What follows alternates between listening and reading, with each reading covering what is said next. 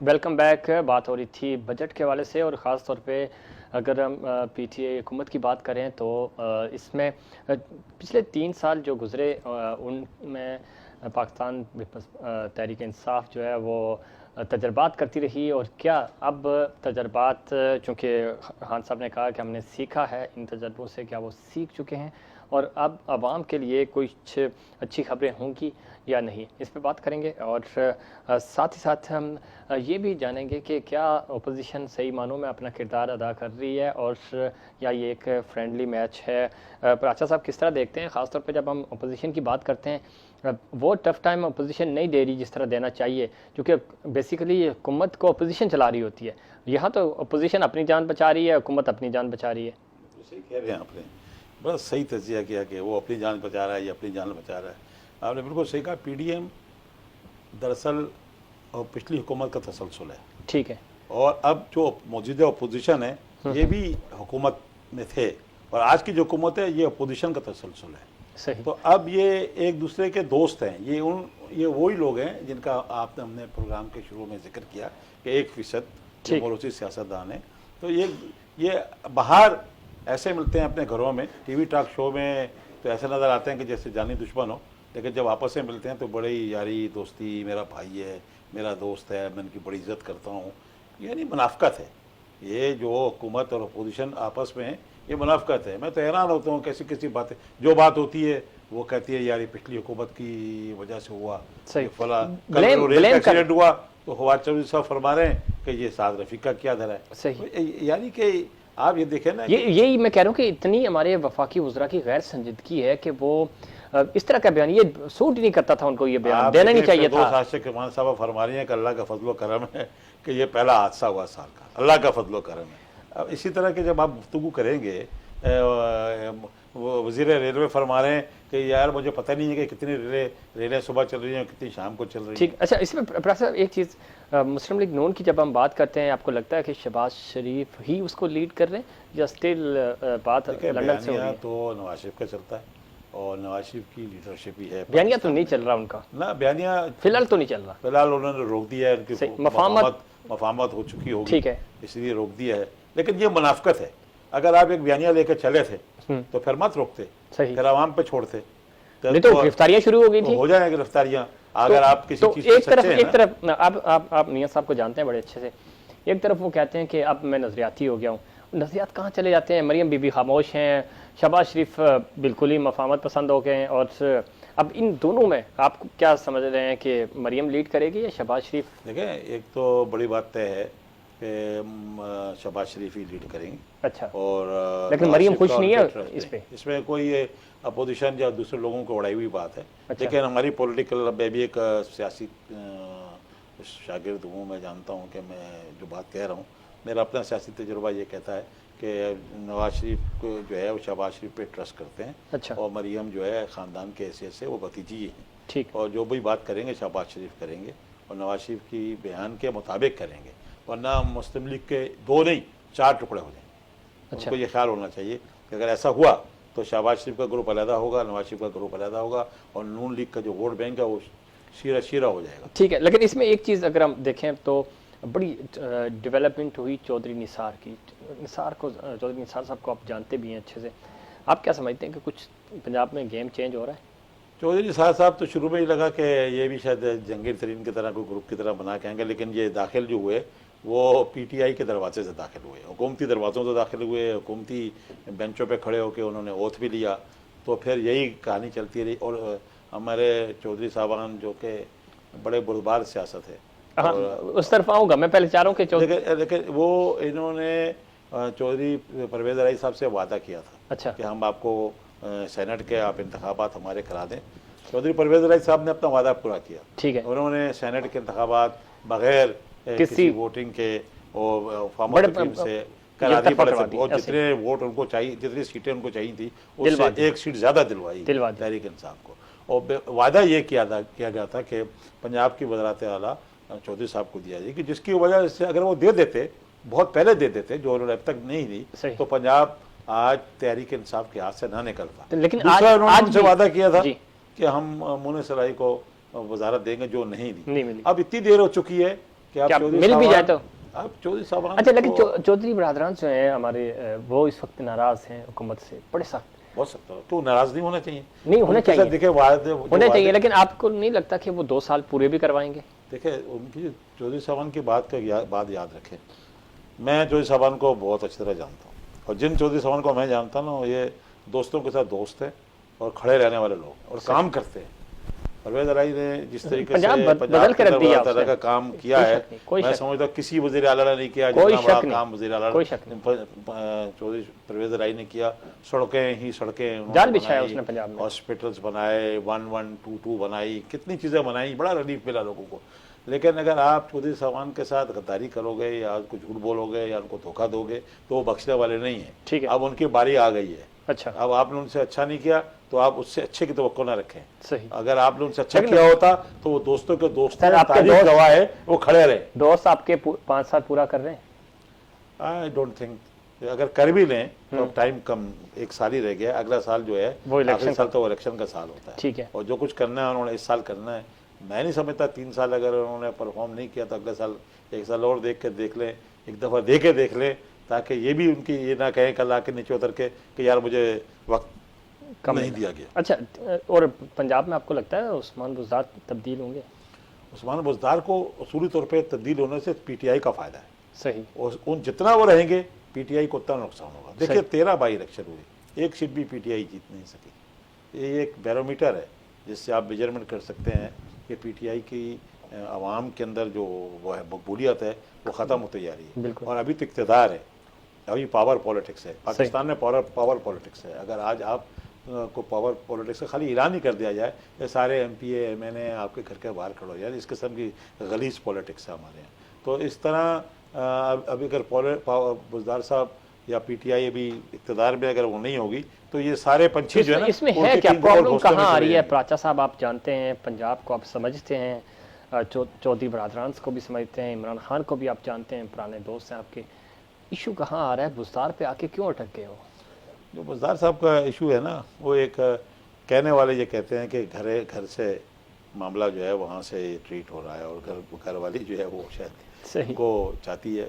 ये मजाक भी हो सकता है और सीरियसनेस भी हो सकती है, और वो उनको कभी कुछ भी हो, लेकिन परफॉर्मेंस नहीं है। परफॉर्मेंस बिल्कुल जीरो है। परफॉर्मेंस इशू ये नहीं, ऐसा चॉइस किसी की भी हो, लेकिन एटलीस्ट वो परफॉर्म तो करे। यार, बाठे सा माठा आदमी, इतनी बड़ी सपोर्ट वज़ीर आज़म की हो, इतनी बड़ी सपोर्ट इस्टेब्लिशमेंट की हो, वो कहाँ से कहाँ पंजाब को पहुँचा देता। बिल्कुल बेवकूफ़ वज़ीर आला भी होता ना, वो भी कहाँ से परफॉर्मेंस भी नहीं है, और वो उनको पता भी नहीं चलता कि क्या कहानी कर रहा हूँ, क्या बोल रहा हूँ, क्या वहाँ ब्यूरोक्रेसी कर रही है, क्या कि डेवलपमेंट काम हो रहा है, बिल्कुल कुछ भी पता अच्छा, नहीं है। दूसरा, पीटीए हुकूमत पे बैक टू बैक करप्शन के इल्ज़ाम आ रहे हैं, स्कैंडल सामने आ रहे हैं। रिंग रोड जो रिंग रोड वाला स्कैंडल है आपके BRT सामने, वाला है, बीआरटी है, बिलियंट्रीज है। तो ये आपको लगता है कि अभी तो ये इक़्तिदार में है तो ये चल रहे हैं, आखिरी सालों में, आखिरी 1 साल में जाके, और जब ये इक़्तिदार छोड़ेंगे तो उसके बाद तो ये एक मुसीबत नहीं पड़ जाएगी? इनको चाहिए कि अभी इन बातों को दुरुस्त कर लें। सही। इन्होंने जब आप जो होते हो ना वो आप काटते भी हो। तो अब इस तरह एक सिचुएशन बन चुकी है कि जितनी जल्दी हो सके जो इन पे इल्ज़ाम हैं इसको क्लियर करवाएं। ठीक। ऐसा नहीं है कि अगर आप चाहेंगे फाइलें बंद हो जाएंगी।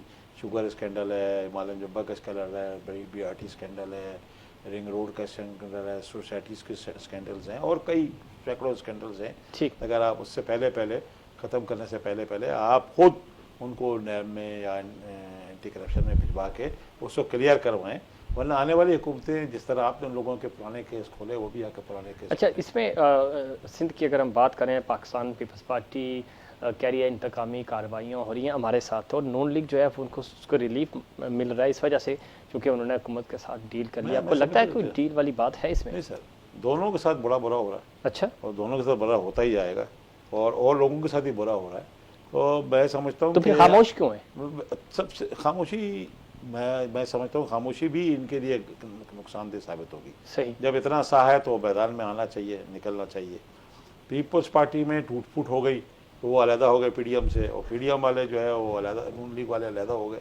तो नुकसान फ़ायदा सबसे ज़्यादा इसका तहरीक इंसाफ को हुआ, इमरान खान साहब को हुआ। ठीक। अगर जो प्रेशर डेवलप किया था पीडीएम ने, अगर वो कायम रहता। प्रेशर नहीं था, कहाँ प्रेशर बिल्ड हुआ पीडीएम? जिस वक्त ये सारी पार्टियां इकट्ठी थी, सही, और इन्होंने जो 3 पॉइंट का एजेंडा रखा था, या 2 पॉइंट कह दें, इस्तीफे और लॉन्ग मार्च, ये दोनों बहुत बड़ा एजेंडा था। और अगर ये आज भी नून लीग और उसके साथ ही इत्यादि जमातें जिनका जो भी 2, 4, 5 सीटें हैं, वो अगर इस्तीफा देते तो आज भी गवर्नमेंट गिर जाएगी, ये मैं बता दूं आपको, चाहे वो सेनेट हो। नहीं देंगे ना, ये बात तो पहले दिन से तय है कि नहीं देंगे। और रात में सर, दिन में पीडीएम का जलसा होता था, रात में ये यकीन दहानियां कराते थे कि भाई हम इस्तीफे नहीं देंगे, तो फिर कैसे ये मुनाफिकत है ना कि आवाम के सामने जो बात आप गुफ्तगू करते हैं तो आवाम को बेवकूफ़ ना बनाए। अगर आपने आवाम के साथ सच्चे हैं, पाकिस्तान के साथ सच्चे हैं, चाहे वो पीडीएम हो, चाहे वो हुकूमत हो, चाहे वो पीपल्स पार्टी हो, कम से कम आप सच बोले। आपकी 2 बातें हम न करें। आवाम के सामने आपको कुछ और चेहरे हैं, उनके पीछे आपको कुछ और चेहरे हैं। सही। आवाम इन चेहरों को समझ चुकी है, पढ़ चुकी है। ठीक। आवाम इतनी तंग है कि अब वो चाहते हैं कि ये जो बारियां लेने वाले हुक्मरान हैं, कभी पीपल्स पार्टी में, कभी नून में, ठीक है, इस पे करते हैं, चूंकि खत्म करना वक्त कम है। अगर हम सिंध की बात करें, सिंध में पाकिस्तान पीपल्स पार्टी को वोट तो पड़ रहे हैं, अच्छा अवाम वोट दे रहे हैं उनको, इसमें भी कोई शक नहीं, कारकर्दगी उनकी सिफर है, तो उनको वोट कैसे पड़ रहे हैं? ये बड़ी अच्छी बात की। सिंध के अंदर ये हुआ है कि बच्चा पैदा होता तो पीपल्स पार्टी के अलावा कुछ जानता नहीं था। अच्छा। करते करते करते आज 35-40 साल बाद इतनी अवेयरनेस बढ़ी, जहाँ पीपल्स पार्टी को अगर लाख वोट मिलता है तो उसकी अपोजिशन जमात को भी 60-70 हज़ार वोट पड़ता है। ठीक। ये बहुत बड़ी अवेयरनेस है, लोग पीपल्स पार्टी के खिलाफ खड़े होना शुरू हो गए। लेकिन सर, कराची शहर से कादिर खान मंदोखेल आपके दोस्त जीते 249 वोट वो करके। मलीर, आपको एक चीज बताऊं जी, कादिर खान मंदोखेल सबको मैंने सियासत में इंट्रोड्यूस कराया। बिल्कुल बिल्कुल, मुझे मालूम कराया, फिर काफी के मेरे साथ थे। बहुत बहादुर आदमी है, काम करने वाला बंदा है, लेकिन कादिर खान की अपनी भी बड़ी वहाँ सलाहियतें हैं।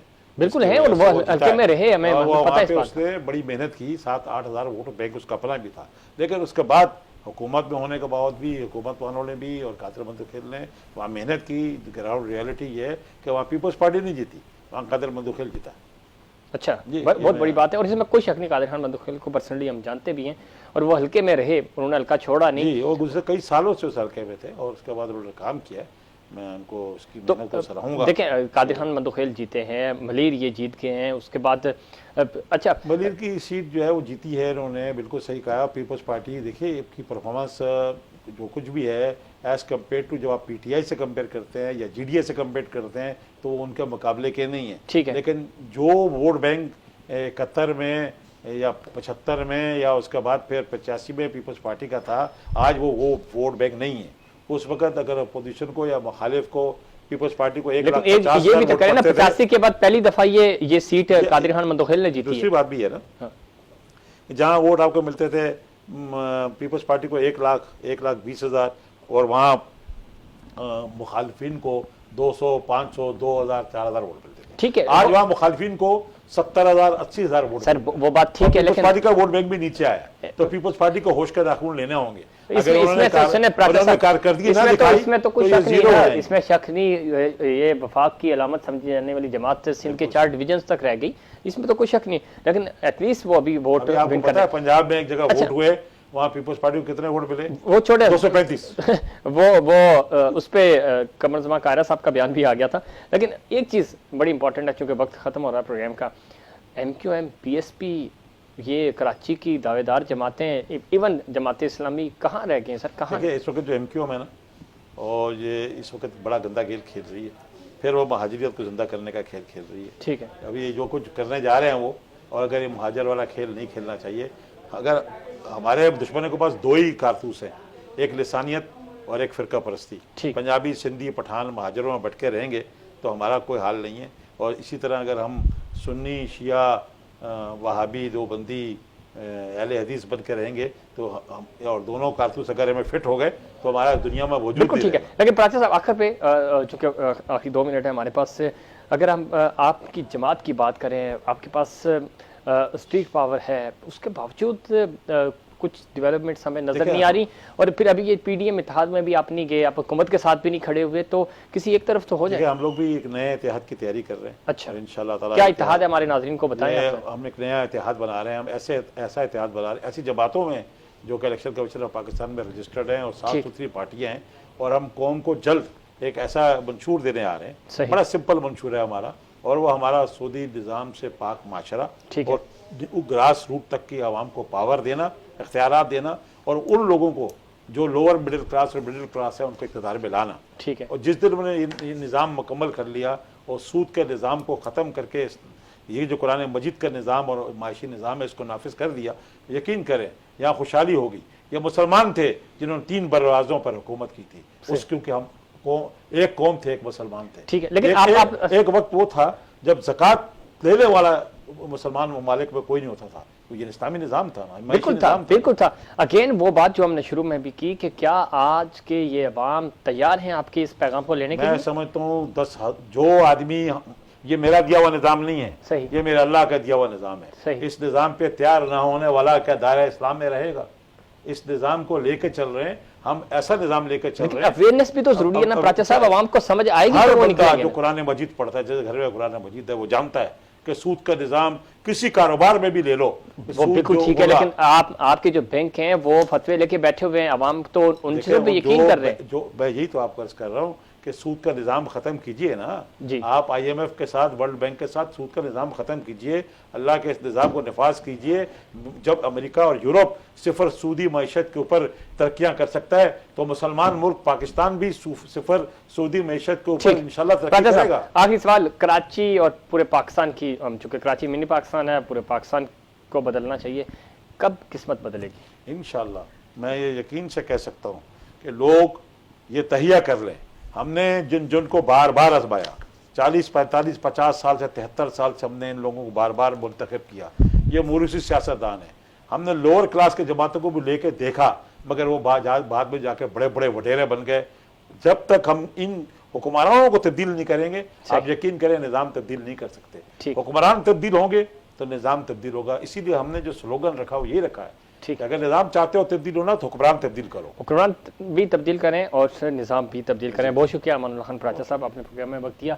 लेकिन इसमें एक चीज़ मैं और भी ऐड कर दूँ कि सिर्फ हुक्मरान और निज़ाम तब्दील करने से काम नहीं चलेगा, आवाम की तरबियत भी करनी होगी, हमें अवेयरनेस देनी होगी, लोगों को ये शऊर आएगा तो, और लोगों को भी अपने हकूक़ के लिए बाहर निकलना होगा, स्टैंड करना होगा अपने राइट्स के लिए, तो ही ये सिस्टम बदल सकता है। और सिविल सोसाइटी को और जितने भी NGOs हैं, जितने भी वो लोग जो सोसाइटी की बेहतरी के लिए काम कर रहे हैं, उनको अपना किरदार अदा करना होगा। ये बड़ा फैसला कुन मरहला है पाकिस्तान के लिए और पाकिस्तान की इकॉनमी के लिए। इसको बदलने के लिए अपने अच्छे लोगों का चुनाव करना है। नाज़रीन, ये था हमारा आज का प्रोग्राम। उम्मीद करता हूँ दीगर प्रोग्राम्स की तरह आज का प्रोग्राम भी आपको पसंद आया होगा। मुझे और इनसाइड पाकिस्तान की पूरी टीम को दीजिए इजाज़त। अल्लाह निगहबान।